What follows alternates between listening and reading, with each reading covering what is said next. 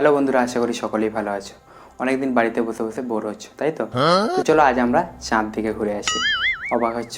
আরে চাঁদ দিকে না পারি, আমরা আকাশ থেকে তো ঘুরে আসতেই পারি। তবে বন্ধুরা, আকাশে যাওয়ার জন্য আমাদের চাই একটা রকেট।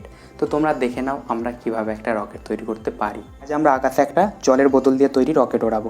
তার জন্য আমাদের এরকম একটা ছিপি লাগবে এবং ছিপির এই মাঝখানটা আমরা বেশ ভালোভাবে ফুটো করে দেবো এবং তারপর এরকম গাড়িতে থাকা একটা ভল পিন বা নজেল সেটা এতে আটকে দেবো। তো বন্ধুরা, তোমরা যেমনটা দেখতে পাচ্ছ এই বোতলের উপর আমরা নজেলটা দিয়ে দিয়েছি। আমরা বোতলের ভিতরে অর্ধেক অথবা 3/1 জল দিয়ে দেবো এবং তারপর পাম্পারের সাহায্যে পাম্প দিয়ে এতে প্রেসারের সৃষ্টি করবো এবং তারপর আমাদের ছিপিটা খুলে দিলেই আমাদের রকেট তৈরি।